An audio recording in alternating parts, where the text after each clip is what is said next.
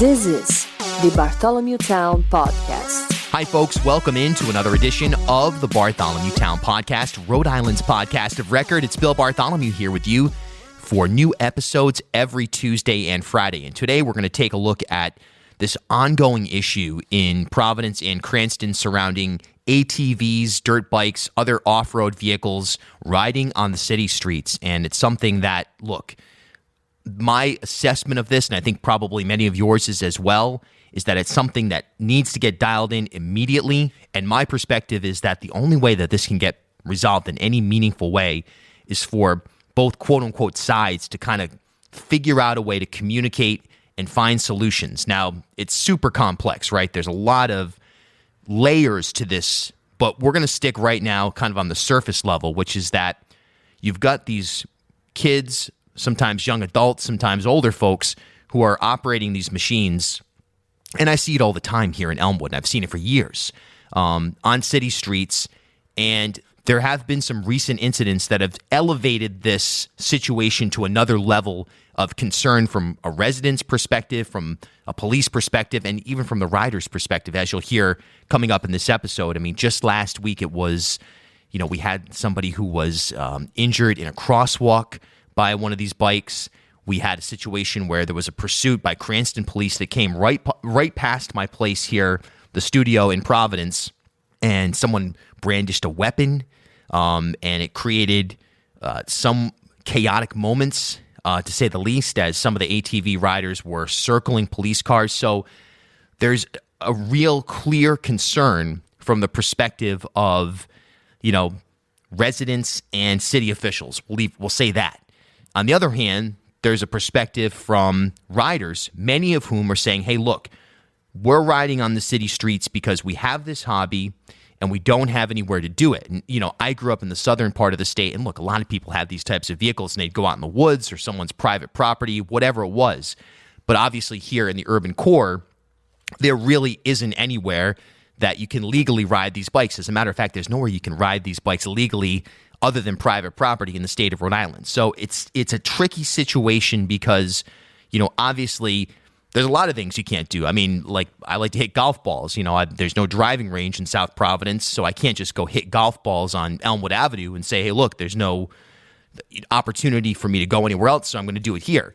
But with respect to this bike issue, kind of analyzing it from the perspective of it being something that many, many people are involved in, and there's an advocacy group behind it, it does seem like a reasonable thing to at least consider solutions, whether that's the private sector getting involved and creating a facility here in Providence, whether it's the private sector with perhaps some nonprofit elements creating a situation to provide for vehicles, flatbed trucks or whatever to transport these machines outside of the city.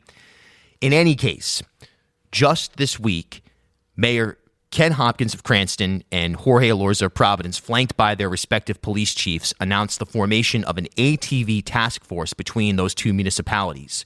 And they say between undercover operations, public-facing operations, and things that they can't disclose, they're going to be significantly cracking down on the proliferation of ATVs in these areas, as well, of course, as the operation of them on city streets. So right here, this is Ken Hopkins. He's the mayor of Cranston, and this is from just a couple of days ago. I was there. I've been at all these press conferences listening to the leadership of the various municipalities lay out their case. And this right here, again, this is Ken Hopkins, the mayor of Cranston. Over the past few years, we have seen an overwhelming increase in the illegal use of ATVs, dirt bikes, and other types of recreational type vehicles on our city streets. Our citizens and our police have observed reckless abuse of these vehicles in and around our neighborhoods.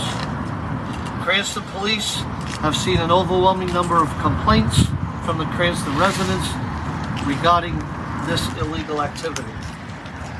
The operators of these vehicles have been a threat both to the well-being and the general public of the men and women of the Cranston Police Department. In a recent incident, Cranston police were assaulted while responding to an incident involving over 30 illegal ATVs. In response to this, I issued an executive order on March 3rd requesting that any service station licensed to the city of Cranston refuse the service of fuel to these illegal vehicles. In addition, I have ordered strict enforcement of related city motor vehicle ordinances. This behavior will not, and I repeat, will not be tolerated by the city of Cranston. But what about the perspective of the riders themselves? What solutions are they seeking? Today we're joined by Bike Life Lives Matter's Jeremy Costa, Jonathan Ouellet, and Raymond Johnson. Now, Raymond Johnson is advocating for the creation of a facility out in Tiverton. Now, that's 35 miles outside of Providence. So is that a realistic thing to get these kids from the urban core out to the Far East Bay? We'll find out together here in this episode today. Again, this is one of those issues that no matter what law enforcement does, no matter what the riders do, there's never going to be a resolution to this without some measure of give and take. I mean, let's be honest about it. So I think right now is a moment that is extremely critical for members of the general public and city officials and the riders themselves to try to find a way to get this dialed in. One thing's for sure, the continuation of operating ATVs and dirt bikes on city streets in Providence, Cranston, and the surrounding area is something that we've heard plenty of complaints about from members of the community. So a resolution, a solution, that's what we're seeking here. That's what we're laying out on the table. And today we hear from the bike life side of this. And I'm curious if you have a solution of your own. Seriously, if you'd like to propose a way for this to be resolved, email me, bill@ripodcast.com, or tweet at me @BillBartholomew. Okay, let's get to today's conversation with members of Bike Life Lives Matter. It's really difficult to digest what's going on. I'm Jeremy from Bike Life Lives Matter, and we are supposed to be an advocate for these voiceless riders. They're not able to as much come forward because they're being criminalized and marginalized for a activity that they have grown to love. And there hasn't been any representation from the community. So I decided that, someone has to be able to speak for them because they are getting not just marginalized in a way or because of the stigmas, but this is creating generational damage, because what happens is these people go through a seizure of their bike. That bike becomes maybe their only property that they own of asset or any value. Then they're sitting in jail for 90 days for probation or for something else. And it creates all these other collateral consequences in their life. They might have children. They might, have family members that rely on them to get back and forth to work. There are so many other damaging things besides this bike that is given no place to ride, no public, no private space to ride. And then you take it and you crush it. Psychological damage is probably more damaging than the actual bike. The penalty or the consequence is more damaging. And so I know this. I know these things. So I wanted to be able to advocate for that specific person that might be in the situation, because there was no representation on that part. But that's what we want to be able to do. Not just advocate for them, legally, but we want to be able to advocate for public and private space. We want to try to find them that peace, because if we can get them that peace, then we can turn them into productive, citizens in our community, people that are civically engaged, people that, want more out of life. And this is a first step situation, is to try to stop what they're actually doing. And that is, chasing and putting these kids' lives in danger. We have to save lives first, so we have to create safe zones to save lives. If you want them off the street, then we have to try to find space for them. So that's what we want to be able to advocate for. And Jonathan, I guess the crux of this issue right now is that there is no space first of all, anywhere in Rhode Island other than private land that this can be done, but particularly in the urban core where a person can and operate a vehicle of this nature. We've heard different suggestions from different people around the state in Tiverton and in, West Greenwich. And, I've even proposed, well, what about on Allen's Avenue? I mean, we just had a submarine catch on fire. We're polluting Narragansett Bay with scrap metal. Why not consider that as that's a humongous stretch of property there? But it doesn't seem like civic leaders are or neighborhood groups are proposing anything other than to capture individuals and crush bikes. So how do we bridge this conversation to get to a point where both sides can feel like they're getting some progress? Sure. That's a great synopsis. I'll start with this. The way that I come into this is I started a campaign called the Just Send It campaign a few years back. And that campaign was designed to raise awareness of the benefits of riding and need to expand safe, legal, local riding areas. And it's when I say riding, I mean it's the whole wheeled recreation lifestyle, from BMX bikes and mountain bikes to dirt bikes and ATVs and OHVs and side by sides, Jeeps, race cars. The whole mobility enthusiast community ranges across a whole variety of passions, pursuits, and ultimately technology areas and trade skill development opportunities and everything else like that. So the Just Send It campaign was designed to raise awareness about this. And believe it or not, Jamal was somebody that rode at the same place that we were trying to protect and make a legal spot. And one of the last times that we rode there as a group, and the day that we took a whole bunch of pictures, was the day that he was there. And it's just, I've been following him mostly from social media for the year since, because we hadn't been, meeting up regularly at MX691, right? When you don't have a place to have a community meet up, the community dissipates and goes in different directions. But we had this issue, this summer with COVID shut down much of the motocross racing. And Jamal, I remember at the beginning of the year, he had a whole pickup truck full of brand new tires, basically talking about how committed he was to racing that year. And, by the time they had shut everything down in June and July, I'm watching social media posts of him going out with the Bike Lives groups and going out and ride outs. And that became the thing. So there's consequences for policy. There's consequences for zoning and districting. And there's consequences for stigmatization and gentrification. This gets to your point about once upon a time, you grew up in an area that was more rural, and it was very common for people to go ride dirt bikes around in OHVs, whatever. That was considered a safe, healthy, good thing for kids to be doing to keep out of trouble.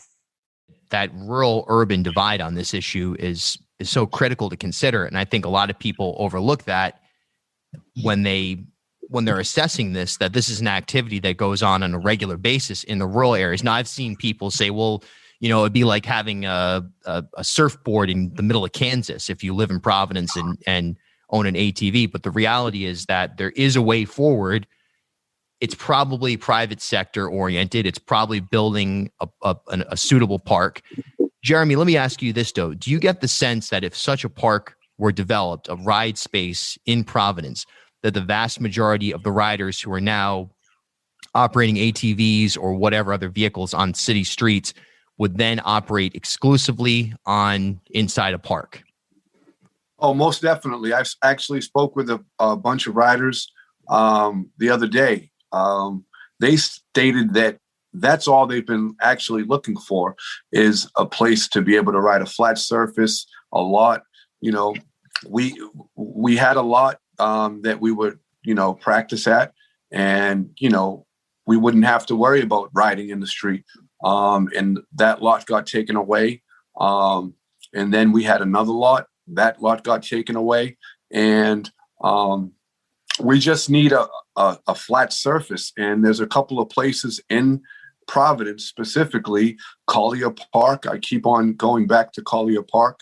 And then I also think that there's a place behind Popeyes, the old Stop and Shop Plaza on Reservoir Avenue. We've actually had some parking lot events some rallies, registering people to vote there. We stayed there for about 4 hours. By the time they left, they weren't in the street because they were tired. They had exercised. They've gotten it all out. Their bikes didn't have any more gas. Their bike was worn out. And so they weren't in the streets. And so when you give somebody an outlet, it's very hard for them to keep riding and doing, their bike gets, this is a machine. And so if you give them a place to be able to let that machine let loose, they're not going to, it's just common sense, to be honest with you. And I think that there's a lot of people that don't see that. Yeah, Jeremy, if I can build on what you're saying, when I grew up, in the 90s, well before bike life was even a thing, right? It was, again, the beginning of that land regrab. And we had to oftentimes ride down the street to be able to get someplace that probably wasn't straight up legal to go ride around the woods. And even then, we had to watch out for cops that are going to chase us down and take our bikes and everything else. And, I'm not saying that what we have today is the solution. What I am saying is the problem is a really old one.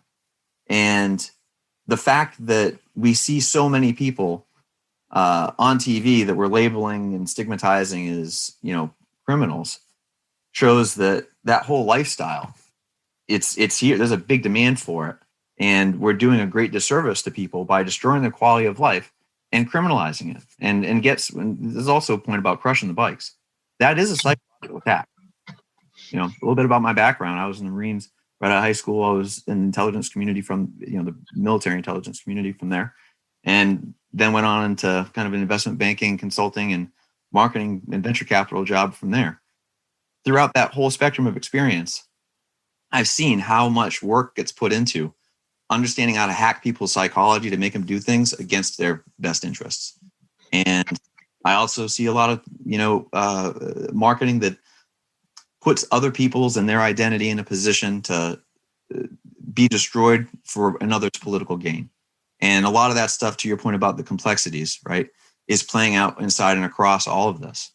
And just to get back to what I was talking about with Jeremy and the point about places like Collier Park, if you don't have to worry about being chased by police or being, having a Karen call up on you or something like this, because you're in a place where it's designated to be, you're gonna do what's necessary to keep that place open and follow the rules. And the people that break the rules and the people that put that location at risk, it's a self-policing thing.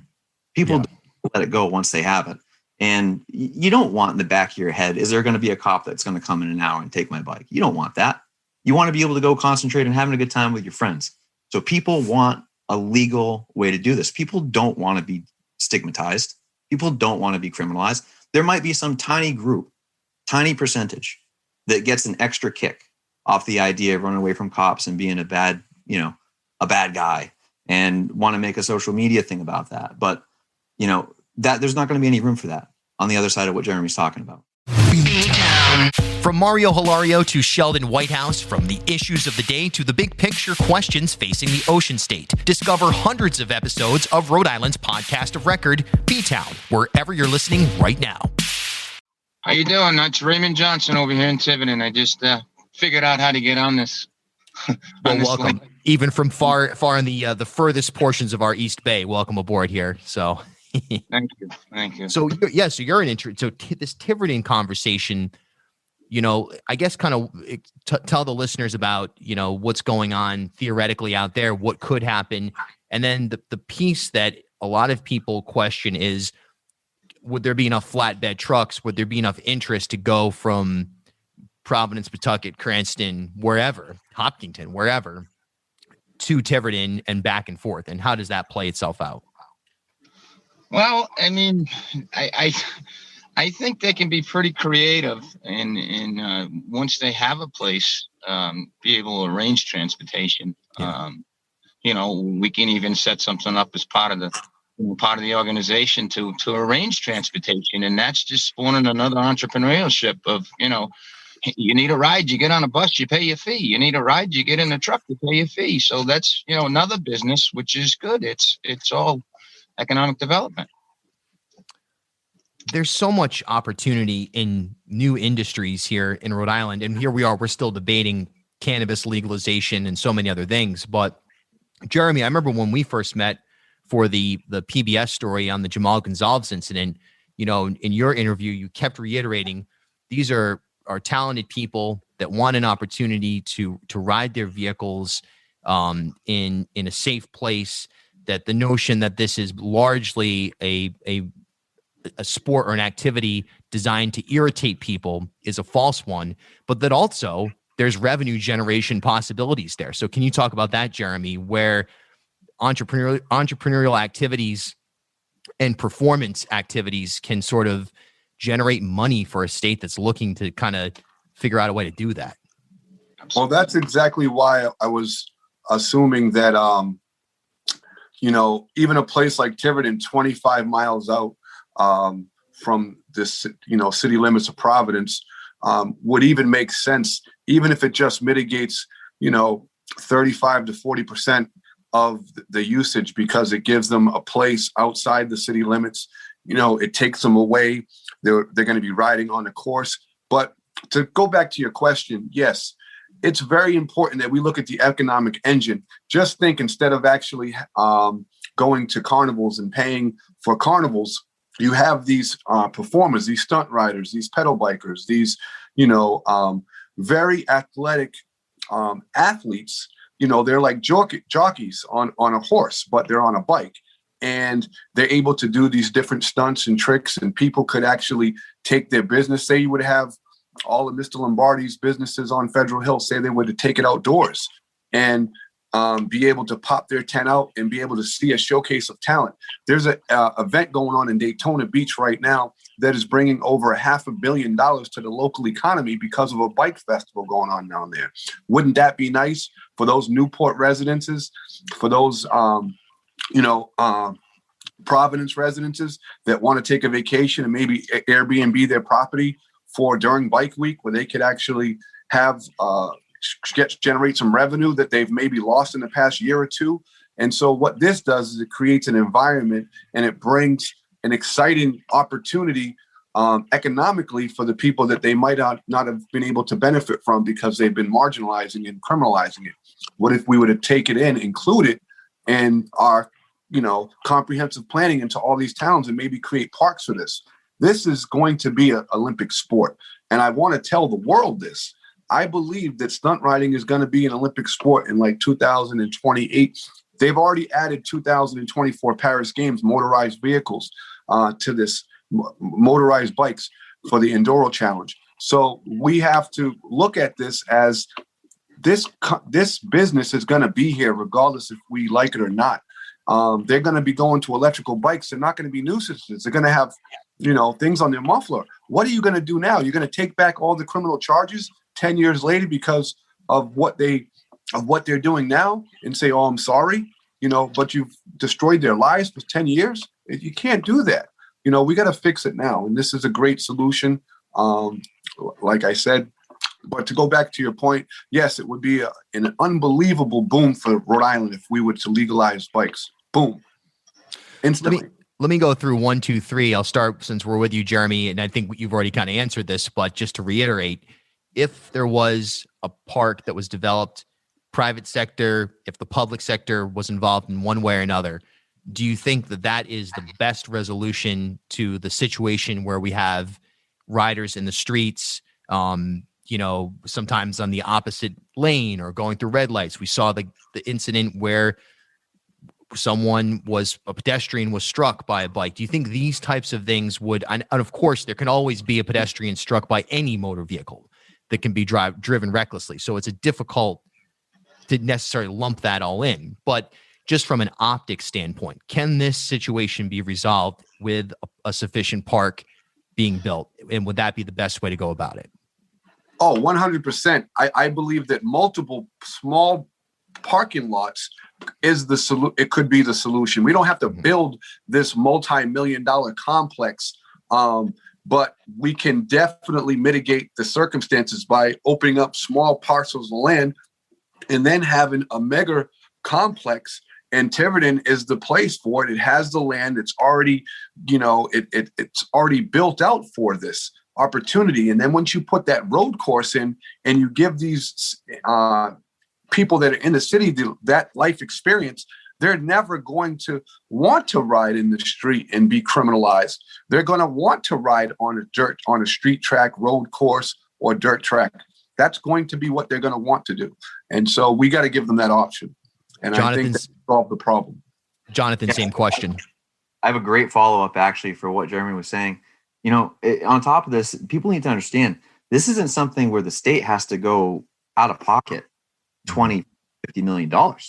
If anything, the state has to stop spending so much on enforcing dumb laws. Right. This isn't about spending more money. This is about stopping the waste of creating pollution by destroying bikes that could otherwise be used in good programs like we're trying to do, number one. Number two, we could stop chasing these guys around and then have to spend all kind of money on legal battles.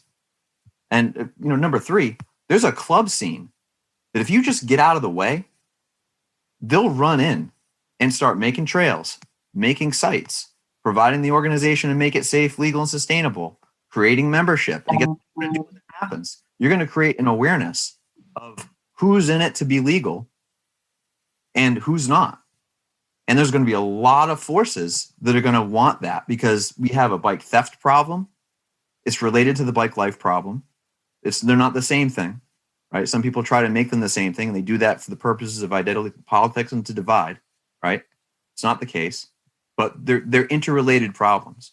And everybody from the riders to the lady down the street will want to see it get solved in a sustainable way. Do you get the sense that your Tiverton concept could resolve this issue? Absolutely. And then from my perspective, Tiverton's the Alamo. Where do we go from here in terms of the general public's optics? The news has done, has covered this by and large from the perspective that bikes are inherently dangerous and causing problems. There's also situations that pop up where, I think it was last week where I was sitting here and I'm in Elmwood and I saw 5-6 Cranston police speeding past my house. So I turned on my police scanner and followed them, and I hear over the scanner that someone flashed a gun. So it creates this snowballing effect of bad optics and bad situations. So how does the rider community dial it in as well to sort of meet, if you will, the infrastructure of the city or the state or the law enforcement kind of halfway because let's say that this park doesn't open until in Tiverton and this isn't all resolved immediately.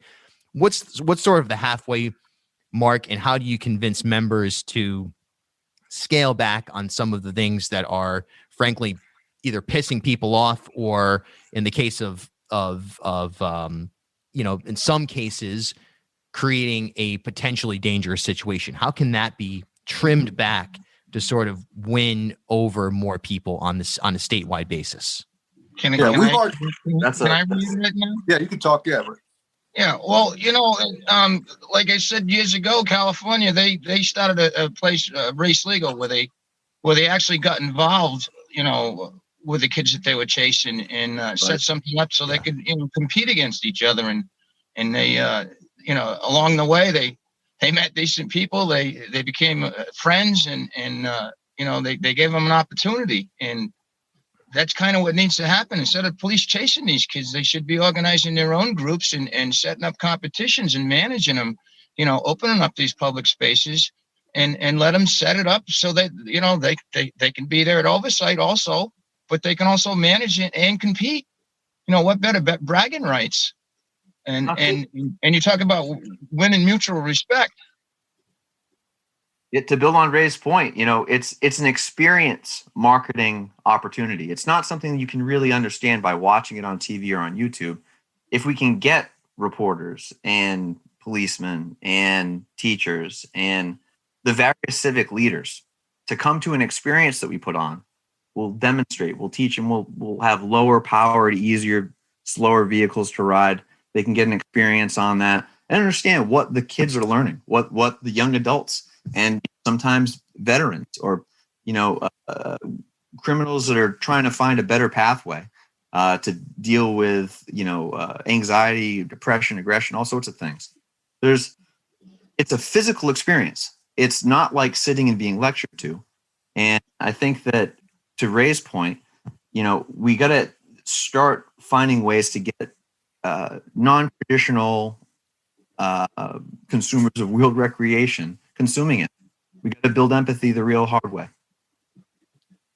I believe that, just to touch on, both of what they just said, but I believe that we've already, spoken with the individuals, about Cranston and how aggressive they're going to come in. So I think that, if you've noticed, there's been a lot less usage. It's not just been because of the, if you want to say, enforcement, but I think it's been, their desire to make sure that they keep their bike, and they know that it's very dangerous to ride when you have these 4,000 pound, battle rams coming at you, or when you're, so it's very dangerous. But I think that, some of the family members have spoken with some of the riders, and they have decided that it might not be safe to ride out there right now because, they have no accountability on their part. So, it might be best to stay off their road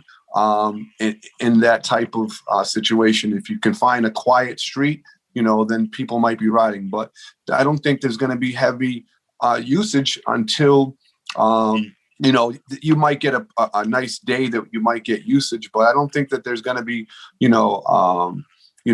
lot of ride outs and things like that, until we get to the bottom of this, and hopefully we can get a place to do so. Rhode Island's podcast of record, B-Town. At HealthSource RI for Employers, we provide access to health insurance to more than 1,100 local businesses and nonprofits, and 96% of them renew through us every year. Maybe it's our choice of 19 different health plans, our 10 years of customizing solutions, or our one local team of dedicated experts helping employers find quality health insurance. See how our numbers stack up for you. Learn more at healthsourceri.com/employers.